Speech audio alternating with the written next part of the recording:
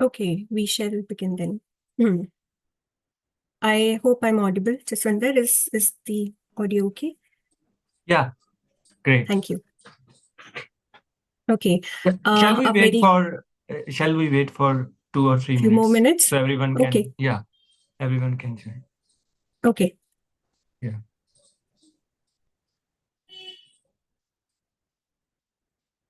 Hi, Jaswinder. Hi, Gurdayan. Hi, Pavitra. I'm happy to see your faces. Hello, Brother. Yeah. Yeah, let me message everyone.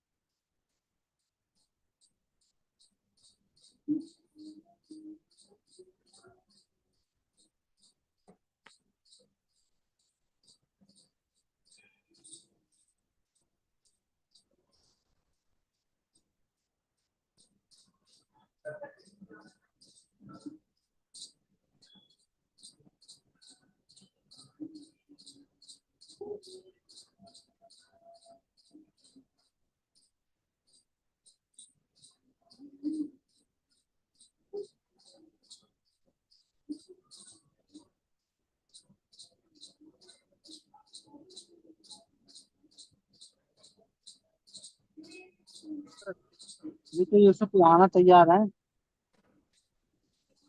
और यूनुस खान तैयार है यूसुफ वाला खेलेंगे Imritpal, mute yourself, please.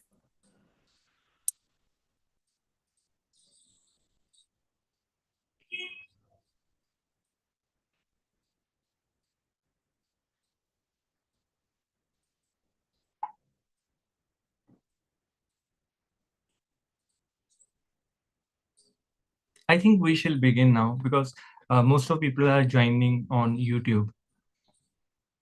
Yeah. Okay. So, good evening and a warm welcome to all of you.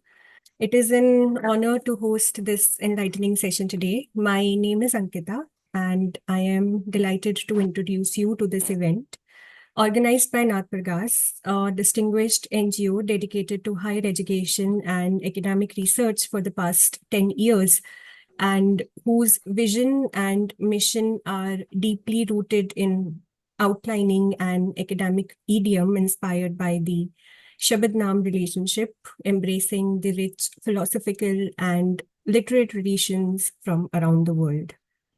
Today's event, is a part of our ongoing series called Bibek Gosht.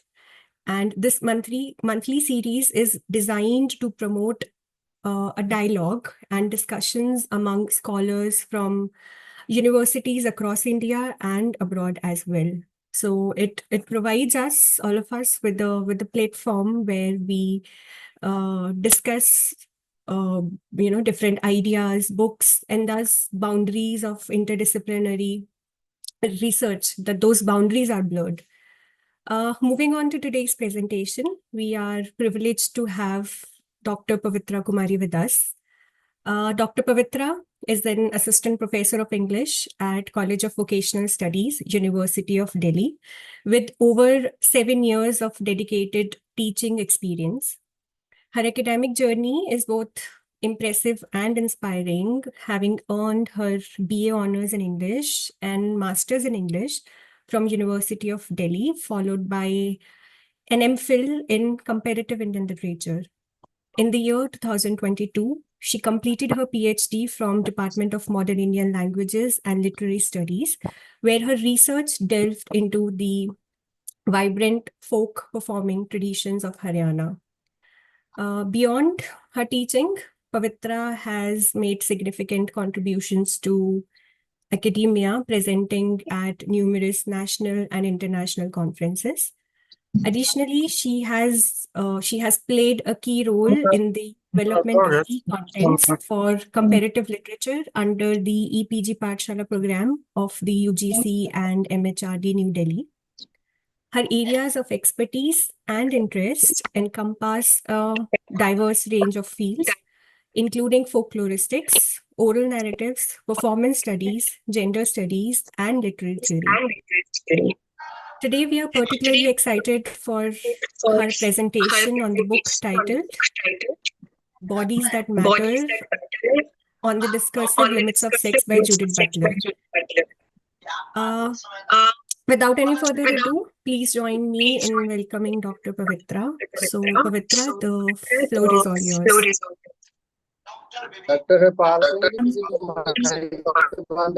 I think there is some disturbance. Yes, my voice was echoing. Okay, I hope it is. Yeah, it's okay. All right, Pavitra. Yeah, Please continue. go ahead. Thank you so much, Ankita, for such a kind and generous introduction. I would also like to thank the organizers of the event today. I feel privileged to be here, and the fact that I would be able to interact with people from diverse fields and disciplines today. I'm also looking forward to learn a lot from this particular session in a discussion. I just want to make sure that I'm able to share my screen for the PPT.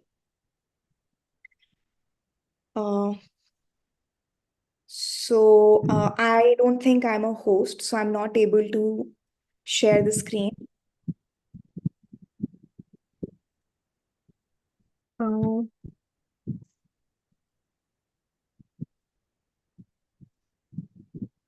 In the meanwhile, I want to thank Nad Prakash for giving me this platform where I have this opportunity today to speak about one of my all-time favorite theorists, Judith Butler. And I'm going to be very honest, my journey and relationship with Judith Butler has been extremely complicated. When I first encountered Butler during my bachelor's and later during my master's, I found them extremely challenging. And they are challenging for a few reasons. One of the reasons why, just a second. Yes, I can share my screen now.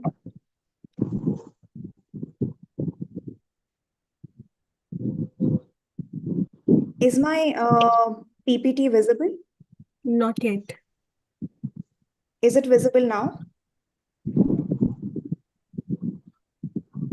No. No? Okay.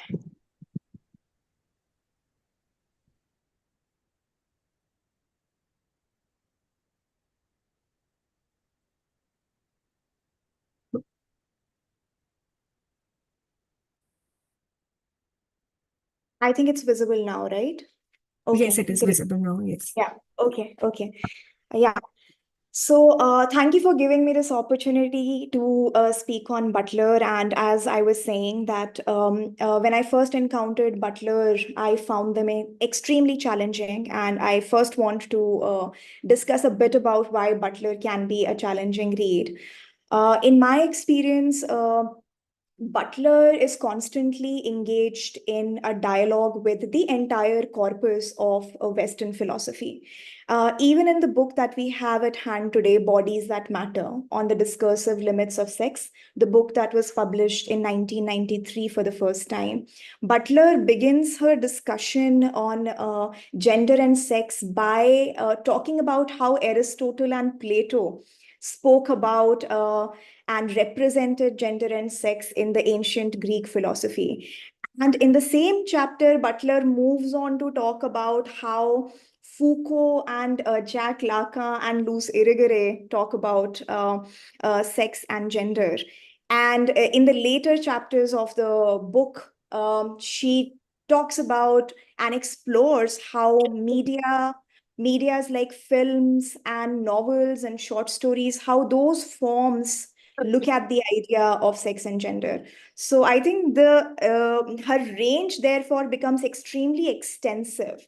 And Butler, I feel, is extremely aware of this idea, and they actually pose this challenge to the reader that the reader needs to be aware of all that is and has been offered to us in this corpus of philosophy, and know those references and be aware of what the discourse around sex and gender is before they begin their conversation. I think that's one of the reasons why they are challenging.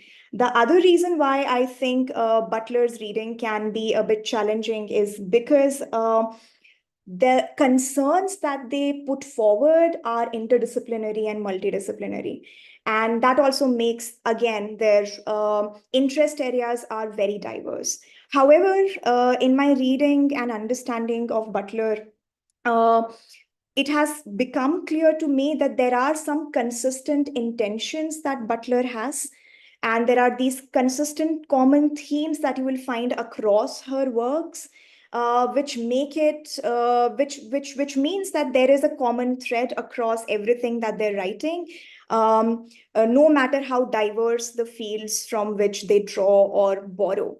And two of these concerns I would like to outline before we jump into the text that we are here to discuss and review today. The first consistent concern that we encounter in Butler is the idea of subjecthood or subject making.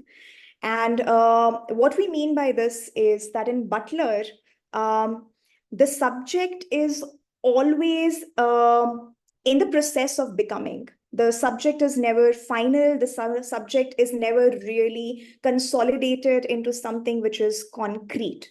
It might at some point in our life, in its lifetime, it might at some point congeal in something that might appear solid, but it's never really final. It's always in the process of becoming. It's always in the process of making. And what Butler really wants to engage with in her writing is what are the conditions, right? What is the context? What are the conditions in which a subject emerges, in which an identity emerges?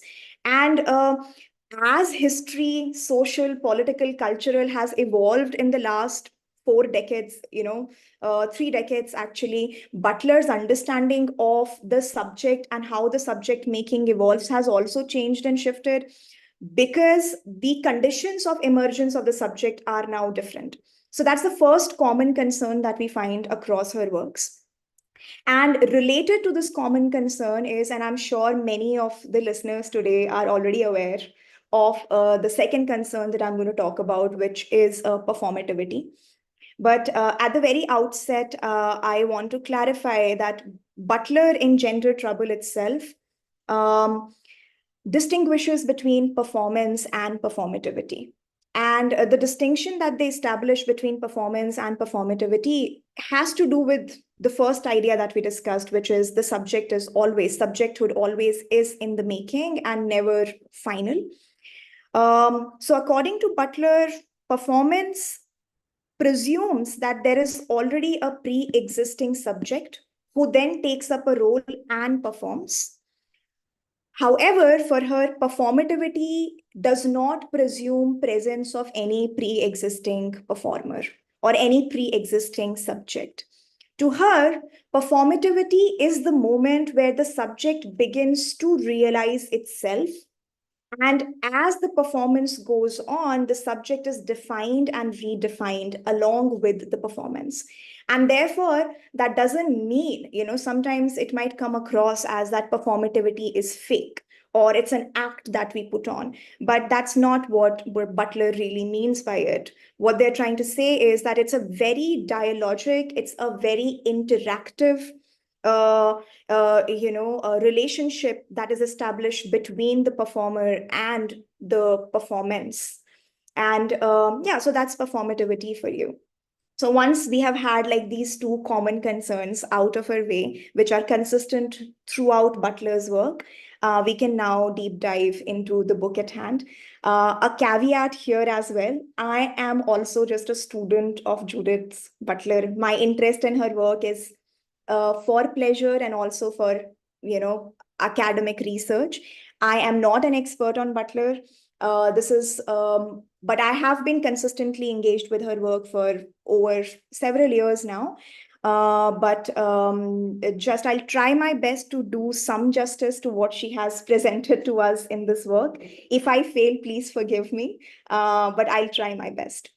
So the first thing that we need to understand is that when we're reading Bodies That Matter, we have to keep in mind that it has to be read in sequence of gender trouble.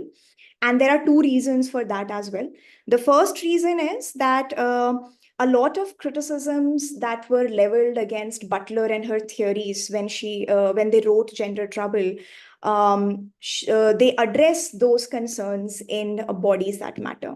That's the first. Second is that the concepts and theories that they came up with and proposed in Gender Trouble, Butler really gets into the nitty-gritties of those theories and concepts in Bodies That Matter. So if we want to really understand what Butler means by materiality or objection or those concepts that she first gives in Gender Trouble, we should try and look at Bodies That Matter, because she really explains them in detail with examples, what those concepts really mean.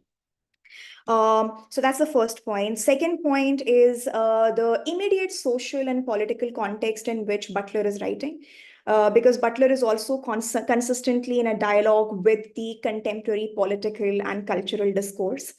So it's important to clarify that as well.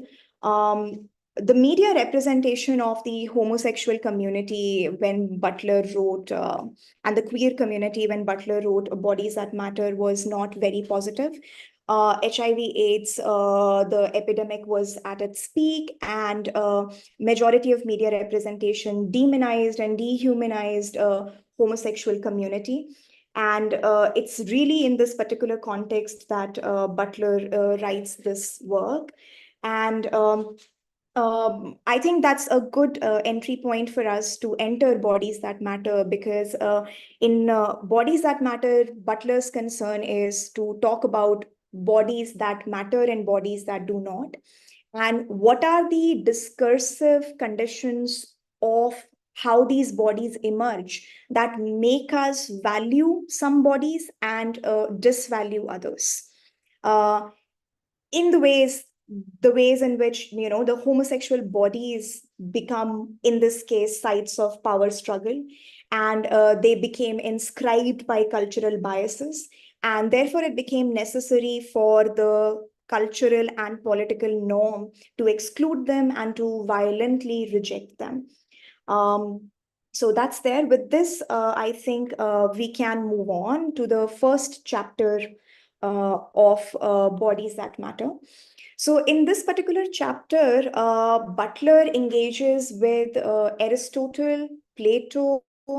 She engages with Plato through Luce Irigaray later.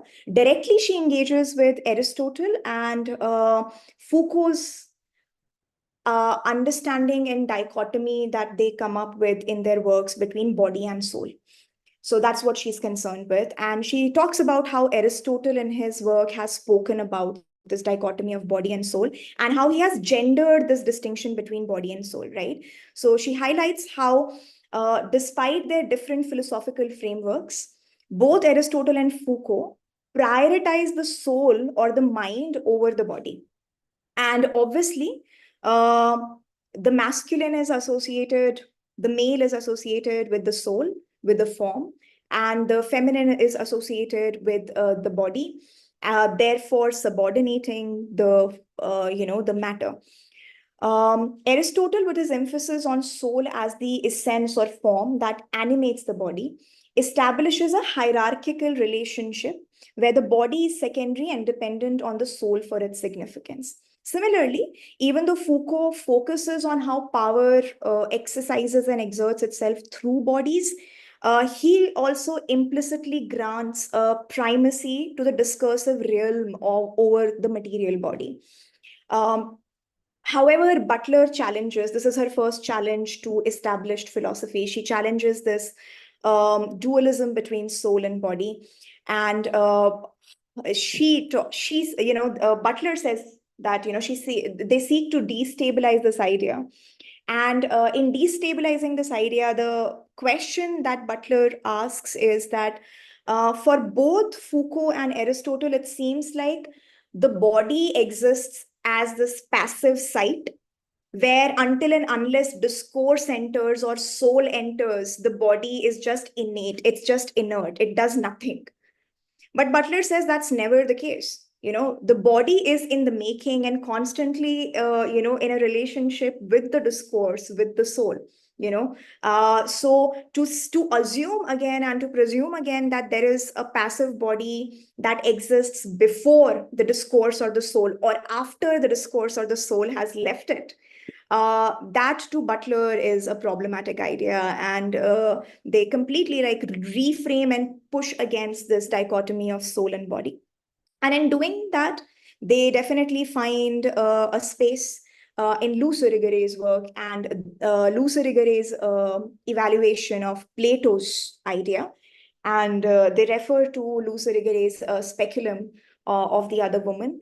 And here, of course, again, Butler clarifies how Irigare engages in this dialogue with Plato, where Plato also creates this dichotomy between form and matter and the distinction between form and matter.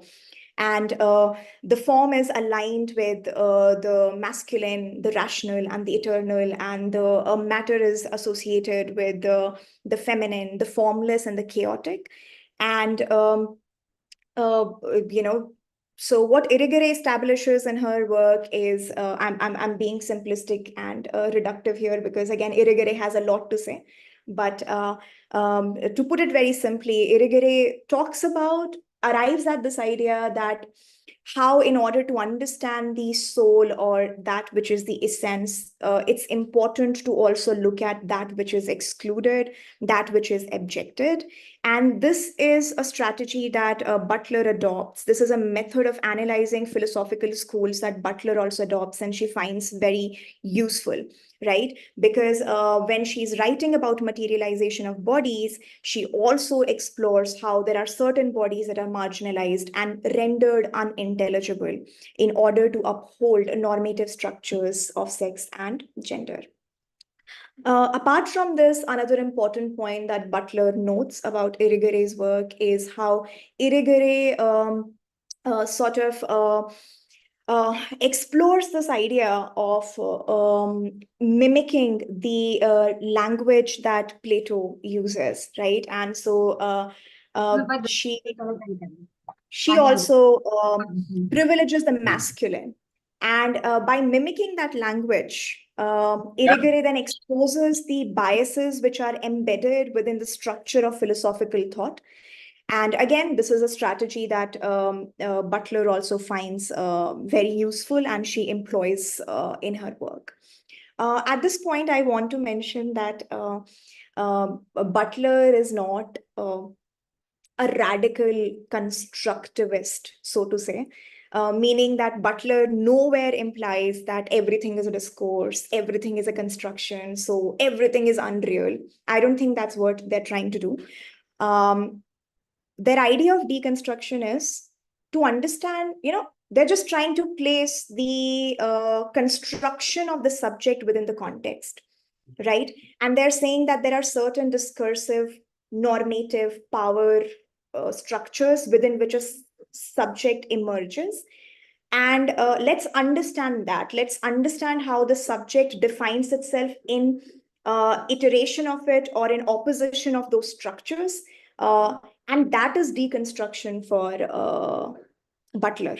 Not the idea, not to relegate everything to abstract notions. I don't think that's what they're trying to do. And I'm just going to quote her here. So quote them here. So to clarify things. She addresses for instance, in Bodies That Matter, Butler directly confronts the idea of the doer preceding the doing of the gender. They say, and I quote here, construction is not a unilateral process. initiated by a prior subject. So there is no prior subject that then enters into a relationship with the doing and then constructs. The subject is constructed while they are doing, right? So the process of the doing and the person, the doer, they are interrelated and interconnected at all times. And of course, that it is an act which needs to focus. It is the act on which we need to focus and not the actor, because there are no single actors who are producing any of these discourses. So with that clarification, we can move on to the second chapter. The second chapter in Butler is titled Lesbian, Phallus, and Morphological Imaginary. So the dictionary definition of morphology is a study of form of things. However, Butler also engages in the psychological understanding of what this morphology or morphological imaginary is. And within psychology and psychosexual development, of course, both Freud use it and Lacan use it. And they associate this idea of morphology with ego formation. And that's what they are referring to here. Just a quick refresher. And imaginary is, of course, again, a phrase that Butler borrows from Jacques Lacan. The imaginary is a realm of conscious and unconscious images and fantasies. The symbolic order refers to the language, the system into which the infant is compelled to enter on leaving the imaginary. And the real is what lies outside the symbolic and the limits of speech. Now, what is Butler trying to do in this chapter? In this chapter, to quickly summarize it, what Butler is trying to do is she's trying to disconnect the penis from the phallus. So she's trying to disconnect and collapse the boundary between the symbolic and the imaginary. That's what they're trying to do in this particular chapter, right? And in doing so, they revisit and rewrite or maybe reread both what Freud is saying and what Lacan is saying, right? Because what is Freud saying? Freud, when he talks about at what point in the psychosexual development of an infant begins to experience and perceive the materiality of the body, right? There is a particular point in development. That point is in Freud, that point will always coincide with the child's first encounter with fear of castration if you're a boy, and the penis envy if you're a woman, if you're a girl, right? So these two moments in the psychosexual development, they basically sort of coincide with each other, right? So but what's happening here is Butler is arguing again, it's a continuation of what Butler was doing in the first chapter. They argue that Freud, again, sort of assumes that there is a body that exists, right? Or there are body parts that exist before the child begins to perceive them, before the infant begins to perceive them. But that's not really there. We can theorize it, we can think about it, but does it really exist? That is there a body or is there a body part that exists before the perception of it? Butler seems to answer that it's not there, right? The body is knowable only by being perceived, right? And that's why I've written here that the phenomenological body and the material body are the same in Butler, therefore, right? And how does Butler challenge Lacan's conceptualization of the phallus, right? This is another important point that Butler sort of brings in this discussion. Butler argues that, for Lacan, she agrees with Lacan to an extent, right? Lacan also says that phallus is a symbol of penis. Phallus is not the penis. But in entire corpus of Lacan's work, Lacan prioritizes and gives a very privileged position to the phallus over any other body part.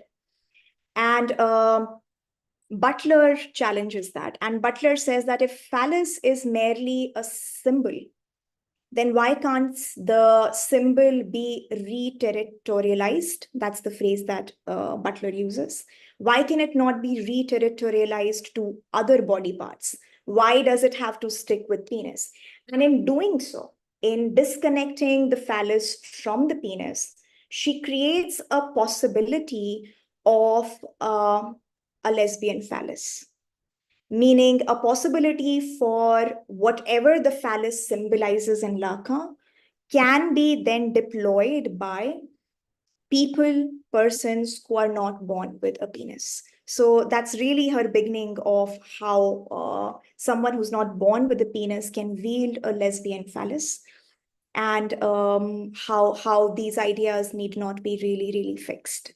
So that's what she's doing here. So what she's able to do in this chapter is disconnect phallus from penis. Therefore, she is able to create a space for those who do not have penis to deploy the symbol of phallus.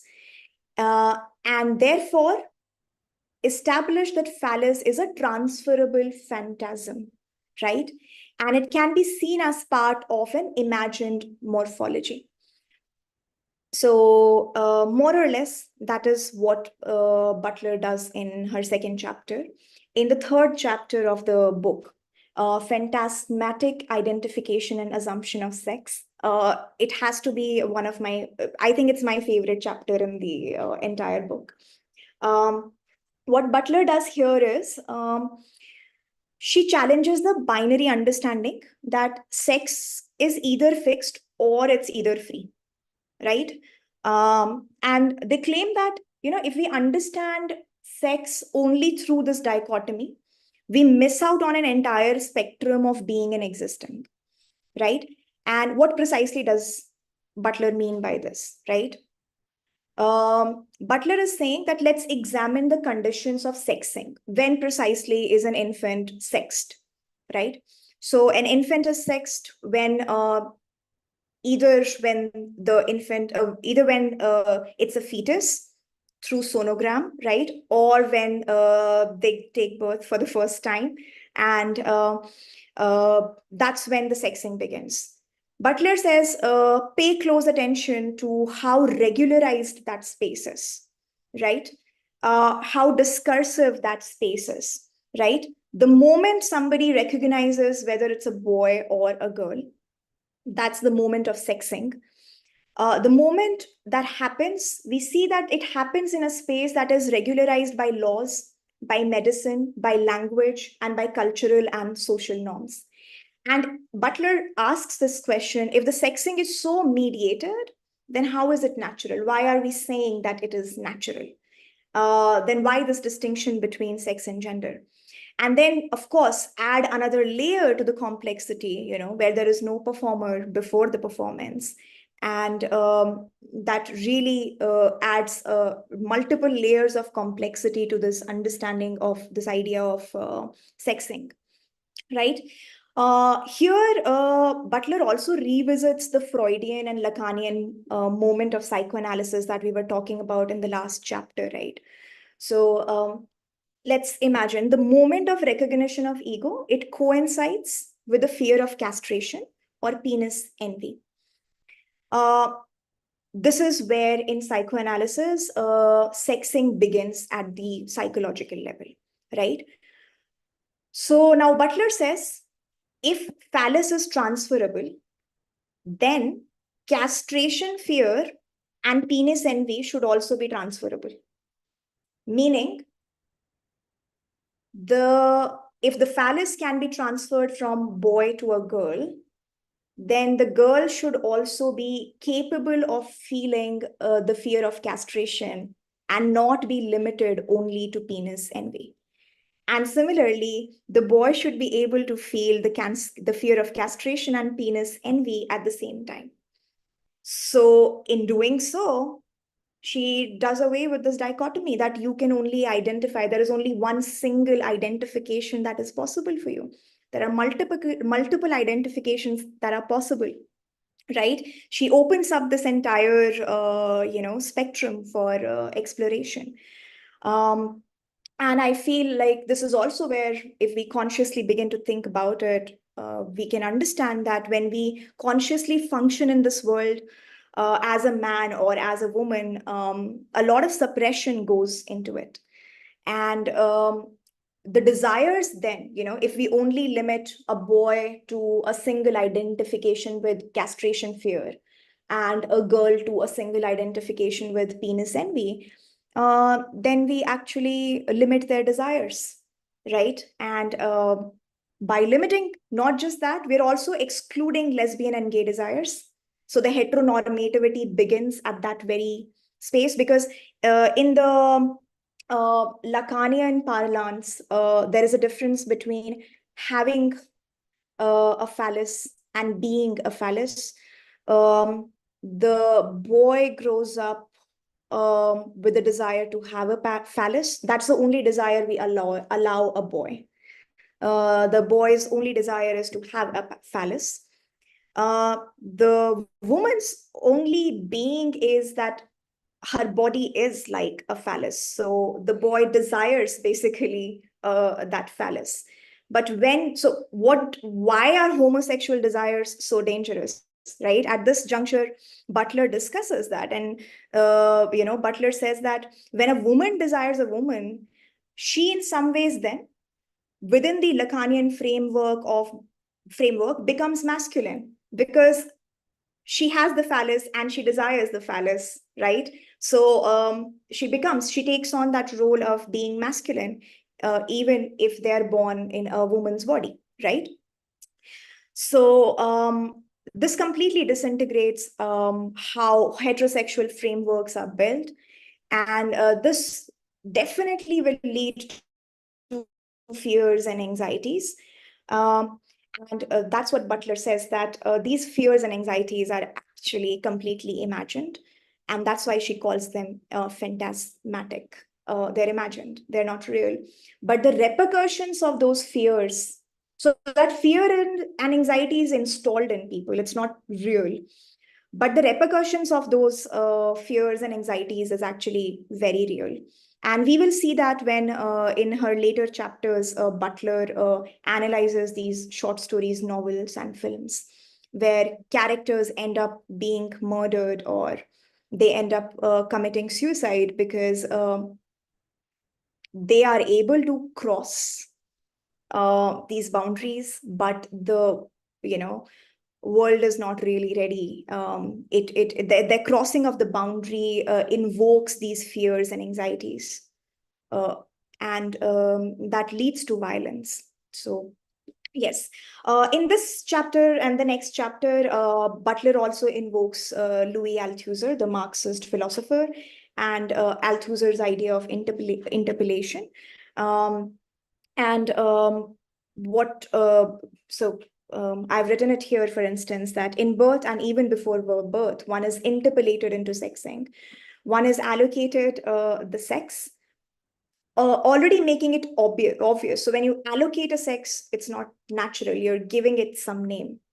So whether it is through a sonogram or through birth, the subject is dragged into the realm of language, and therefore the vocabulary shifts from it to he or she. The very act of naming becomes political, because in calling the girl a girl, the girl is girl, right? Butler goes on to talk about it in more detail when they say that the interpellation begins as soon as sex or gender of an infant is announced. It is a girl, right? And there is an entire condition of when that sexing is happening, because there are medical authorities involved, there are laws involved, there is paperwork involved, there are social and cultural norms involved, there could be religious norms involved in consolidating that, in giving you an illusion of consolidation of that identity, basically. And the body of the infant is hailed to fit into those set categories of girl or boy. But Butler also recognizes here that, in Althusser's hailing or interpellation, the subject also needs to concede to that hegemony and turn around, right? So Althusser, when he's talking about this in his ISA and RSA model, he gives us an example of the police officer who says, "Hey, you," and the subject turns, assuming the position of the ideological subject immediately that, okay, the police must be hailing me. So there is also a sense of manufactured consent. There, a baby is not capable of doing that, right, in that sense. So Butler is aware of that. Butler brings that up in the discussion.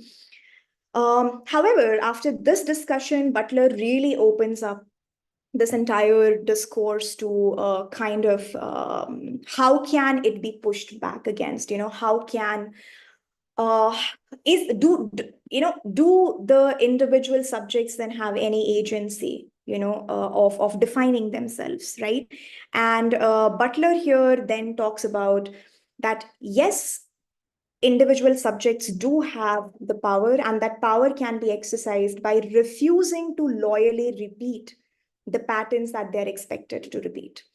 And that can be a very conscious and a very non-violent way of resisting against these dominant cultural norms, right? And one needs to be very conscious, of course, right? And we consciously fail to repeat loyally. And this emphasis on non-violent resistance against the regulatory and exclusionary laws that we have, that has become even more important and central to Butler's work now than it was when she had written, when they had written Bodies That Matter. But yeah, and to elaborate further on this particular point, towards the end of the first part, Butler discusses a documentary film. It's called Paris is Burning, a 1990 documentary film, which is about the drag culture in Europe. And the focus is on the central protagonist, Venus. They choose a different gender that they are allocated at birth.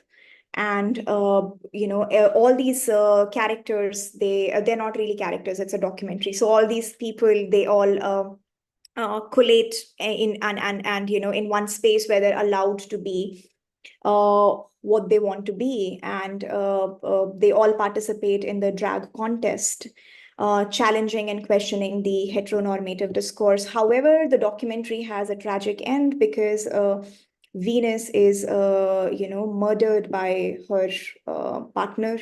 And it's really a very dynamic sort of exploration of how race, class, and gender intersect, because one of the reasons we are told in the documentary that Venus chooses a different gender is because to escape oppressions of race and class.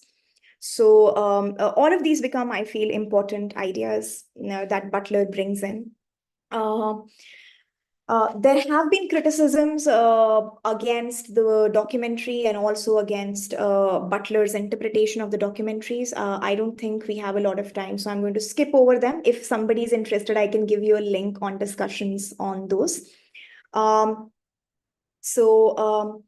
Right. I'm just going to quote Butler here just to reinforce this idea of what are the ways, non-violent ways of resisting against dominant discourses. And Butler says, where the uniformity of the subject is expected, where the behavioral conformity of the subject is commanded, there might be produced the refusal of the law in the form of the parodic inhibiting of conformity that subtly calls into question the legitimacy of the command, a repetition of the law into a hyperbole, a re-articulation of the law against the authority of the one who delivers it. So parody becomes a very potent force in Butler, that how through parody, by parodying, by acting out that you're actually listening and not listening, you can very subtly, very non-violently resist authoritarian ways of being and existing. Moving on to the second part of the book. In the second part, Butler really does two things. In one chapter, she engages and explores Willa Cather's novels and short story. She specifically focuses on one novel, My Antonia, and the second short story, Tommy the Unsentimental. right? The short story and the novel, she focuses on these. And then whatever Butler has discussed in the first part, they try and see how in Willa Cather's work, those ideas of the ability to cross across boundaries that are created by dominant discourses, how Willa Cather sort of talks about them in their work. Do we have time to discuss this in more detail, or can we? I'll just summarize. Is that okay? Okay. It's up to you. Okay. Thank you so much. No, actually, I have to be somewhere at 7:30. So Then we I also think need we time for should move discussion. on with the presentation. So I will just quickly summarize the three major arguments that Butler makes in the final few chapters. So when Butler is analyzing My Antonia, they're looking at multiple boundaries, right? Because Cather is writing under, the book is published, written by an anonymous author. And when you read the prologue, which also works as the introduction, you see that it's a character from the memoir. So My Antonia is supposed to be a memoir being written by Jim Burden. So it's a male voice. So it's a woman crossing over, mimicking a man's voice, talking about a woman. Very interesting crossing over that happens there. But there are these subtleties and suppressions that Butler is able to make explicit in her analysis of My Antonia. So there's this one particular scene that Butler talks about where Antonia is standing in a field, if I'm not wrong, and a snake enters and the snake makes a W. Willa Cather can't announce that she is an author of a book, but that W really is her way of, coming to the surface of the book that the authorship she can't claim for herself, right? So that's one very interesting way. And the novel in general, and Butler also talks about it, engages immensely with the idea of naming, with language and all of that. Even the title itself, My Antonia, is very masculine possessive. So that's really crossing over the boundary of, mimicking how a man would write about a woman. So I think that's very interesting. Another short story that she analyzes is Tommy the Unsentimental, where Tommy is the protagonist. She's a young girl who is very androgynous, probably a repressed lesbian. She has homosexual desires that she needs to let go then. And Butler really gets into the idea that Tommy, the naming, the history of the word Tom, Uncle Tom, tomboy, goes into all of that, but also talks about how this young girl has gotten her name. She has been named after her father. So it's interesting that it's a paternal, patriarchal authority that is being embodied by this young girl. And how do these contradictions sort of surface when we are looking at the short story? So yes. In the next chapter, Butler looks at Nella Larson's novel Passing. And here we see a very interesting intersection of race and gender. So in this particular novel, we focus on two characters, right? Claire and Irene. And Claire looks very European. So even though she has a Black heritage, she comes from the African-American background, she can pass off as a white, and she likes the kind of power it brings. So it's again who you are, who you're supposed to be, what your body is supposed to be like. And she also acts very white to the extent that she's able to pass as a white person. That really brings into question and disintegrates our ideas about boundaries of race and all of that. And to the extent that she's able to get married to this white man who is racist.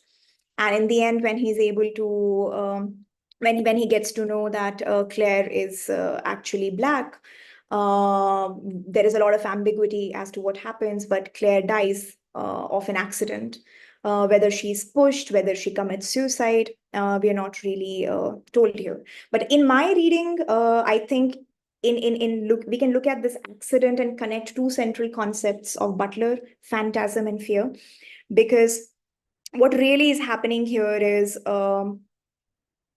just a second. What really is happening here is that Butler argues that Claire's passing challenges fixed binary of black and white, revealing that race is not an inherent or natural category, but instead it's produced through social recognition and discourse. And by crossing racial lines, Claire disrupts the social order, exposing how race is materialized through repeated acts of identification, much like gender. Butler also considers the novel's themes of desires and recognition through Irene Redfield's ambivalent relationship with Claire, because we are told that probably there are homoerotic desires there as well. But in the end, Claire's passing exposes the phantasmatic nature of racial identity by showing its instability and the anxiety it provokes. Claire's ability to pass as white embodies a transgression of the rigid boundaries between black and white identities. And in doing so, she reveals the artificiality of the binary distinctions that structure race. Therefore, Claire's presence destabilizes the white phantasm of racial purity and creates a crisis of recognition. She embodies both white and black identities, but belongs to neither fully. So, and finally, in the last two chapters, Butler engages with Zizek's critique of her own work. What is her issue with Zizek's work? And again, she brings in the Lacanian idea of the real here. And Butler argues that Zizek really fails because, so Zizek says that Butler pays a lot of attention to and gives a lot of primacy and importance to the body, and she forgets, and they forget about the psychological impact of the concepts like the real on how the subject behaves. And Butler, on the other hand, claims that Zizek romanticizes the idea of real and thinks that something as abstract as the idea of the real can be the basis of some kind of revolution and a real change. So that's there. I'm just going to conclude here. Butler critiques Zizek what they see as his romanticization of real, suggesting that he gives too much power to the concept as a revolutionary destabilizing force. Butler argues that while the real might disrupt the symbolic order, it should not be idealized as a radical force for change, right? That's her first criticism of it. The second critique is that Butler says is that Zizek fails to engage with the materiality of the bodies, meaning Zizek tends to overlook how materiality and embodiment play a role in subject formation. By focusing on abstract structures of the real and the symbolic, Zizek, in Butler's view, doesn't adequately address how power operates on and through bodies, nor how subjectivities are constrained by these normative frameworks. Yeah, so I'm going to stop here.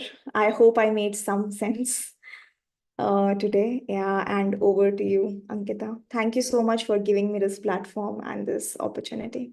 I'm going to stop sharing my screen. Thank you so much, Pavitra, for that exceptional presentation. I mean, when we talk about Judith Butler's texts, I mean, and especially this text that you talked about, Bodies That Matter, it's not only a fascinating text, but it's an equally challenging text, and it requires a deep understanding of a previous work, particularly gender trouble, as you talked about, and the entire philosophical discourse surrounding gender, performativity, and power. And the way you navigated Butler's intricate arguments. I mean, from the discursive limits of sex to performativity to gender. And I mean, it shows how remarkable grasp of both the nuances of her thought and also the philosophical traditions that she engages with, whether it's the ancient Greek philosophers or from Foucault to Derrida to Lacan. Your presentation has definitely,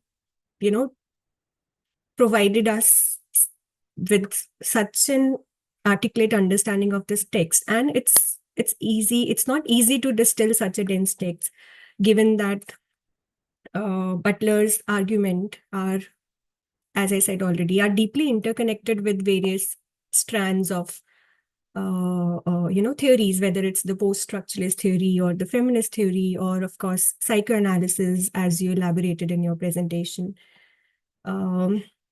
Also, you aptly discussed the role of media and short stories, emphasizing upon how, these texts, as Butler is trying to show or articulate, reinforce the concept of non-violent resistance, right? So through these narratives, you highlighted, I mean, how creative expressions can serve as a powerful tool for challenging the oppression and fostering the change without resorting to violence, right? So you have done a brilliant job, Pavitra, and you have not only unpacked all of these complex ideas, but you have also made them accessible to us through such a brilliant presentation. And I have no doubt that your talk has inspired all of us, definitely, to think more critically about the structures that shape and that, limit our understanding of our identity. And I'm sure many of us have questions today. Many of us have thoughts to share with you. So we will open the floor for more discussion. And being the host, I will take that advantage and begin with my question. So not a question, actually, just a request if you could talk more about this concept. So you talked about the idea or one of the key concepts in this book, which is the notion of abjection, right? And when we talk about the notion of abjection, another name that comes to our mind is Julia Kristeva, and how she explores abjection in her book Powers of Horror.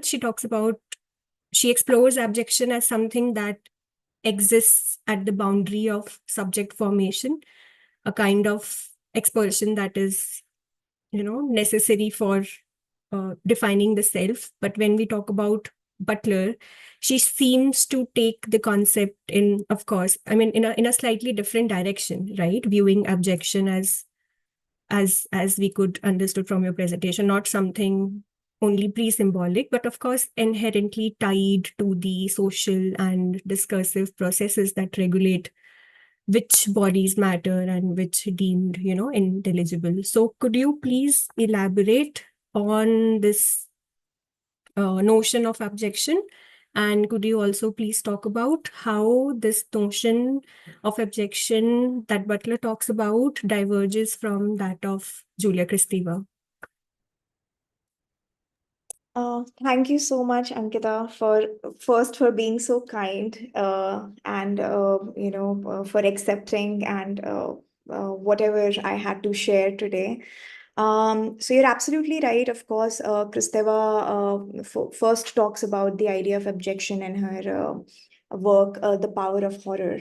And I would see Butler's understanding of abjection actually a continuation of what Kristeva is saying, an actual elaboration of that idea. And, because when Kristeva talks about abjection, as you have rightly pointed out, that for Kristeva, the idea is more psychological, it has to do with the psychological formulation of the subject, and how that which is abjected is both a part of you, and then through the process of abjection is externalized, And then therefore there comes a need where you're both fascinated by it and repulsed by it. There is a sense of horror associated with that idea, right? And Kristeva gives examples of bodily fluids, for instance, right? She talks about excretion, she talks about sweat, she talks about other bodily fluids, that which are, when they are inside, our understanding and perception of them is very different from when they are objected and when they're outside. And then this need to circumscribe the objected object from the self and not be associated with it. So that's how Kristeva talks about it. But I think in doing so, Kristeva also very successfully defines that the body is not really a solid circumference, if we can say.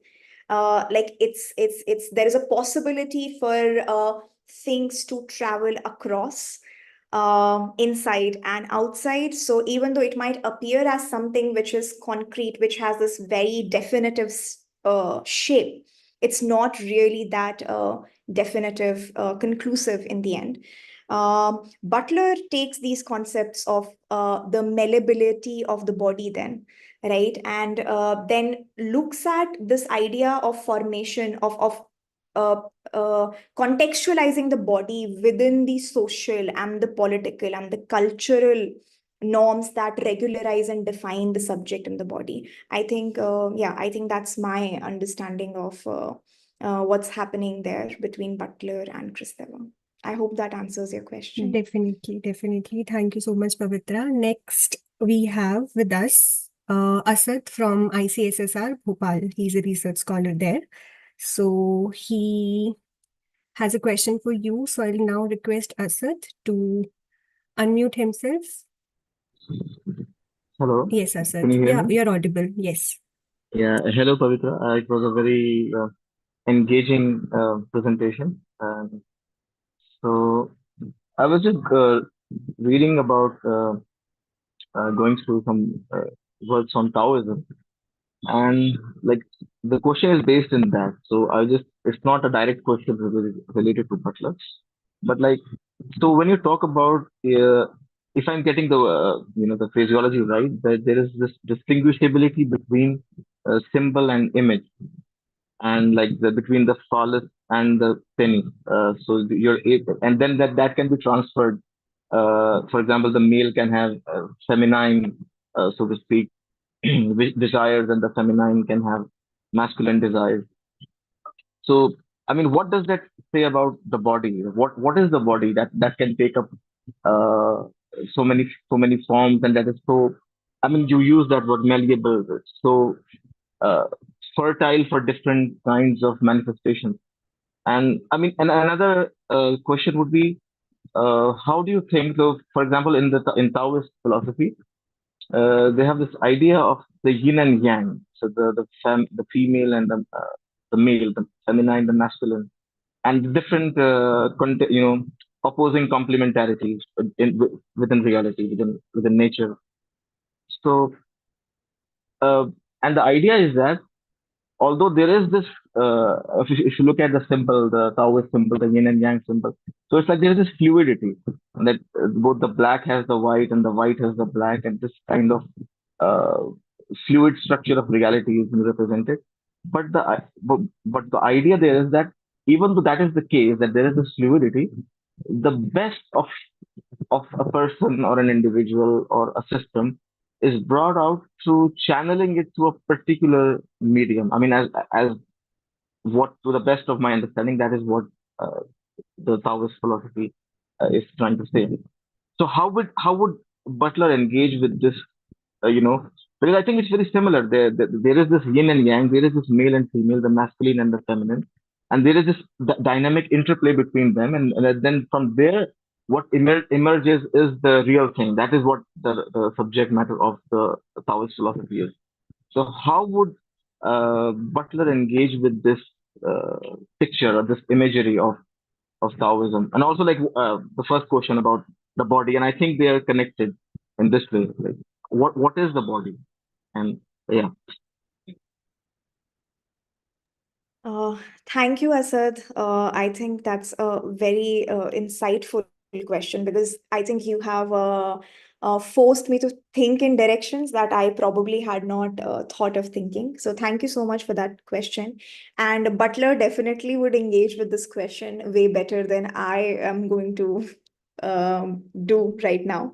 But this is my understanding from having engaged with Butler's work.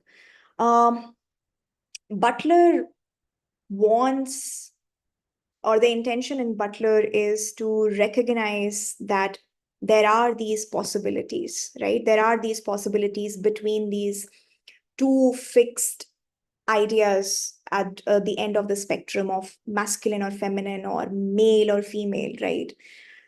Butler nowhere believes or says that since there are these possibilities, everybody needs to have multiple identifications, where we were speaking about the idea of only allowing or limiting desires to one single identification. Butler argues that one must, there should be those options of multiple identifications, and there should be, I would bring in Derrida's idea of play here, right, which Butler also engages in other places, right? This something new, something more constructive can be achieved if we allow that idea of play to really flourish here, right? To let an individual engage and play with those identities, right? And to allow them those multiple identifications. But that doesn't necessarily mean that that a subjecthood or a subject would always be in this kind of vacuum or in this kind of limbo where there would be no rootedness or center to their identity. If you brought in Taoism, and Taoism, I think, focuses on, as you said yourself, on this idea of centering, on this idea of bringing one's best self out by being consistent in that form, irrespective of how much of it can be crossed across the borders. I think Butler agrees with that, but also says that not everybody needs to engage with it, not everybody needs to have those multiple identifications, but there should be a possibility of having those multiple identifications, and just allowing and letting people be and reach their creative potential, to create laws, to create a society which isn't oppressive and suppressive in those ways, right? So Butler does not, I was not able to engage with the entirety of her work, their work, because Butler does not refuse that or contest the idea that there is no material body, there really is. We know body through discourse, but if you're going to kick a body, it's going to hurt. So that materiality of body definitely exists. So there is that certainty of body, but then it's always inscribed by all of these cultural scripts. And then to what extent is it possible for us to play with those cultural scripts so that people can live their fullest, to their fullest? I think that's the idea. I don't know if I answered your question, but yeah, this was my attempt. Thank you. Thank you so much for answering that, Pavitra. We have in the chat box one comment and one question for you. So I will begin with the comment. Sagrika says, this was such an enlightening session. I read Butler's Gender Trouble during my master's at DU, and this lecture definitely helped me understand Butler's discourse better. So thank you, Sagrika. Next, we have is question from Sandeep. Sandeep is a research scholar at Department of Punjabi, University of Delhi. So I'll read the question for you. It says, concerning the analytical approach of Judith Butler to explore the dichotomy of philosophical discourse over the centuries in Western thought process, what methodological stance she proposed to resist?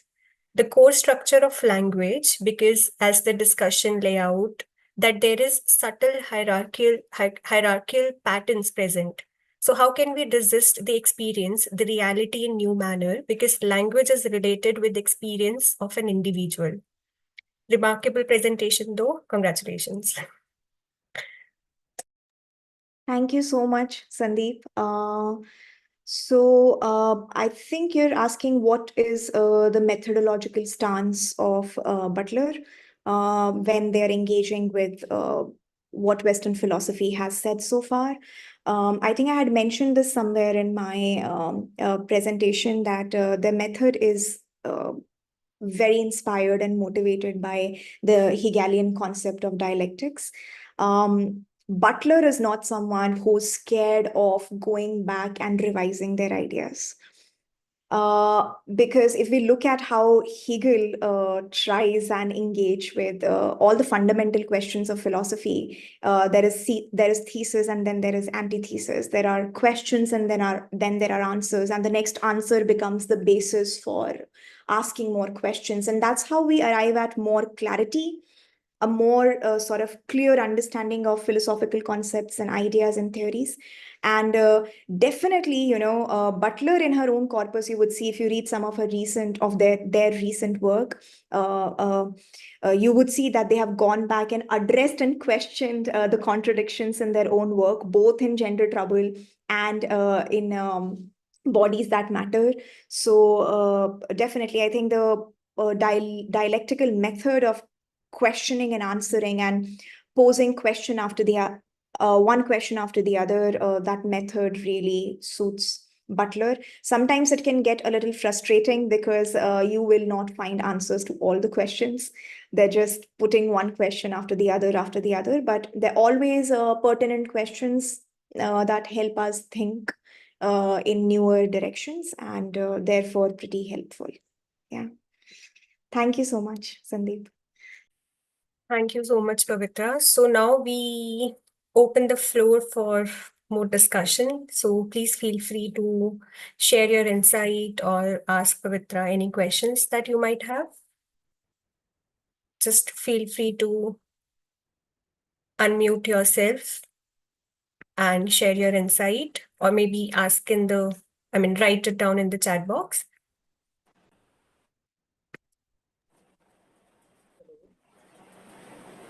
Yes, Kulvinder. I'm so sorry, Kulvinder, for interrupting you. I would like to leave in 5-6 minutes, if that's okay with everyone. I'm really sorry, but I have a prior commitment. So I just wanted to lay it out there for everyone. Yeah, sorry, Kulvinder, please continue. Okay, so thank you so much for this insightful presentation, Dr. Pavitra. So I just want to ask about something that you mentioned in PPT. So you mentioned that the phenomenological body and material body are the same. So could you please explain that how this is? Yeah.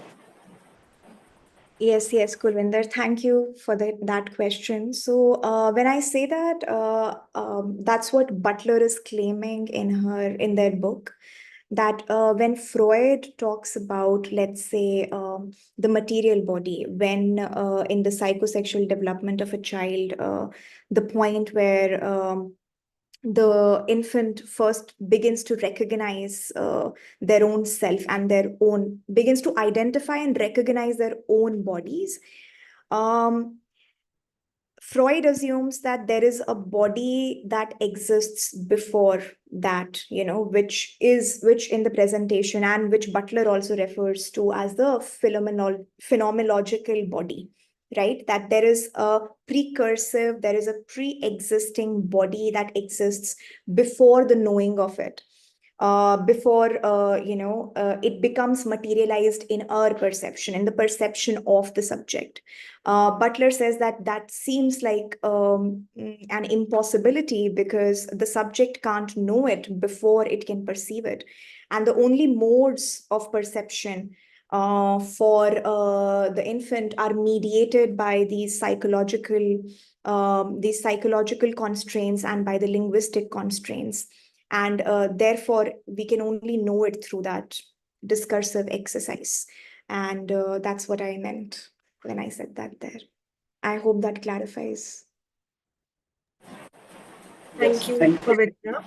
Thank you, Kulvinder. Thank you, Pavitra. Maybe we can take one more question or comment. Yeah, hi. I want to ask a question. It could be a comment or a question together. So I was just going through a text by Derrida, the animal that therefore I am. So as we know, all debate about uh, animal and man. So here there are the questions about how we understand ourselves as human and not animal. So how we differentiate ourselves from that animal. So where from this consciousness is coming? So Derrida takes example of his cat, that I am in a room and now the cat is looking at me. So in front of that cat, I can be a nude. But if there is nothing, no one is watching me, I am not nude. So this consciousness of being nude in front of someone or the other, that is what he thinks, that it is a consciousness that I have. And now I feel that I have a body. And with that body, I have a consciousness of gender.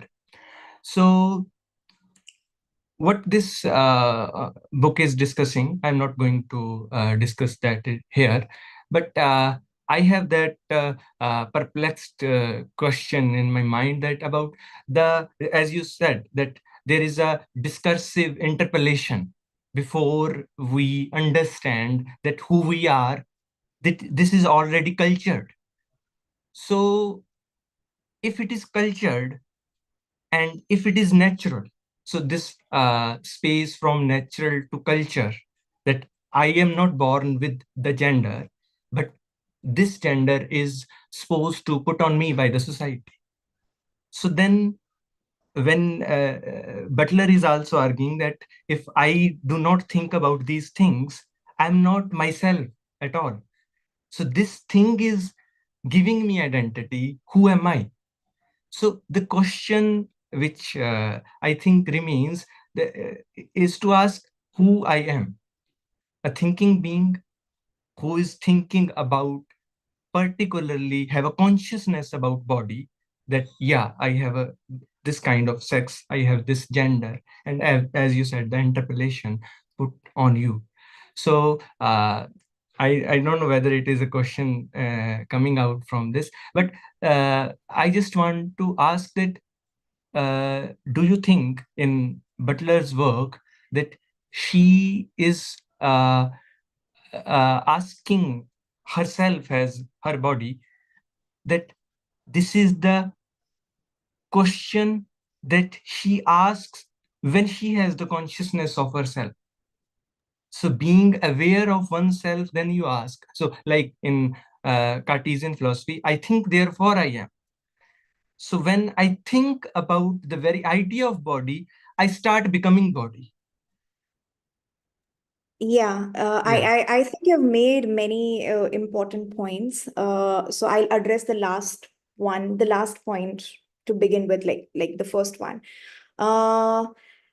We're also constantly interacting with our discourses, right? And sometimes the identity, who I think I am, does not match with how the society, what I experience. So the space between me and you and how you experience and see me, does not align with who I think I am. So that's why there are critiques of Cartesian philosophy we have in Western philosophy itself, and postmodernism and post-structuralism are in some ways deconstructing those notions. So definitely there you've also come up with many important points. Butler, at one place you said that Butler is aware, and therefore she's able to, they're able to come up with these questions about who they are, right? To ask this question, a very conscious question of what your identity is. Definitely, this is the central, you're absolutely right. That is the central concern for Butler. What are the conditions of my identity formation, right? And then as a conscious adult, do I reinforce those power structures? Do I sort of push back against those power structures, right? So all of that definitely comes in, and one needs to be really, really aware. I think that's the starting point for Butler's idea of nonviolent resistance, where they say that you can resist through parody, you can resist through a certain kind of mimicking, you can resist by not loyally repeating. For that, you first need to be aware that there is this idea of performativity involved in subject formation. So awareness and consciousness, you're absolutely right, definitely play an important role in Butler. But I would go one step further and say that this entire idea of consciousness, even though I agree with most of it, but disability scholars now would also throw that out of the window and re-ask and review these questions and ask questions about the body itself, right? That what about a body that is not probably conscious the way we understand consciousness in a able body or in an able-bodied person's way of perceiving the world. So that's another aspect to it, just for you to think and to maybe explore these ideas further. Yeah, so brilliant insights, I think. Thank you so much, Jaswinder, for sharing those with me. Thank you. Thank you, Jaswinder. Thank you, Pavitra, for answering that question or commenting on that. So, as we near the conclusion of today's enlightening session, it is only fitting that we take a moment to express. Hello, my question. Ashnu, do you have a question? Yeah. My question is, what do you think is the future of feminism? How do you see it evolving in response to contemporary challenge, the rise of right-wing populist politics? Repeat. I could not catch. Yeah, please. Thank you. Question. Repeat. What do you think is the future of feminism? How do you see Ankita, it is it evolving? okay? Okay. Ashnur, I'm really sorry to interrupt you. Is it okay if can you give Ashnur my email ID? Is it okay if I answer your question on an email? Is that okay? Okay. Thank you so much, and I'm really, really sorry. Yeah, thank you. Will do so. Okay. So, without further ado, I would to formally extend our thanks and to, of course, acknowledge the contributions of everybody involved. I would like to invite Mr. Ramandeep Singh, Director, Nath Pragas USA, to kindly do us the honor and deliver the vote of thanks. So over to you, sir. Thank you, Dr. Pavitra, for such an enlightening talk. It was humbling as well as I was actually going over the way you were presenting it. On very few occasions, we have some engagement like this when the reader is actually not only there reading the text, but the reader is actually present within the text. Usually, it's the author who is present in the text, but you have extended the boundaries to be within the text them yourself and extended the boundary of the text itself. So it's a really glad moment for helping in increasing the esteem not only of the text but engaging with the different kind of listeners who were there with you. So you took us along in that journey, and it was a really an enlightening experience for myself as an individual too. So thank you very much for this. On the subject of feminism, although I have not read Butler so much in detail, but there is definitely a connotation to this which has come from the works of Saba Mahmood, and she has kind of given a I would not say fully a critique, but she's the kind of the questions that she is raising in her thesis is also something that we probably need to take a little note of, especially in terms of the what we understand as subaltern or the voices that do not have any representation in critical theory. So how do the questions of how do people because in Mahmoud's thesis she talks about the women in Egypt and how do they resist the hegemony and the dominance of masculine dominance by actually sticking to their identities of their religious of their religious backgrounds. So that mode of resistance that they enunciate through the play of power that they want to enunciate is not basically letting them go out of their bodies, but actually being within that and trying to recalibrate or recalculate the pushback that they are trying to give into the male dominant society of Egypt. So that otherization, the process of otherization that is always present in identifications, that doesn't need to be there with this kind of narration. So as I was taking a lot of notes while you were speaking, it was so much learning as well. But like you mentioned about the multiple identification, the possibility of multiple identifications. So in a way, Saba Mahmood is also actually teasing out that identification for the woman in the what we understand as colonized or what we understand as subaltern or societies, or the societies that do not have much of a voice in the critical theory of propagated, especially in the West. So with that note, there is a lot more that you have actually brought us into. So, but thank you very much. I will just leave it there. And thank you, Jaswinder, and thank you, Ankita, for being such nice hosts and actually engaging with all the participants as well as the viewers that we have here. Thank you. Thank you so much, sir. You gave me very important insights. I've made notes of all of that, and I'm definitely going to read this work now. Thank you so much for having me.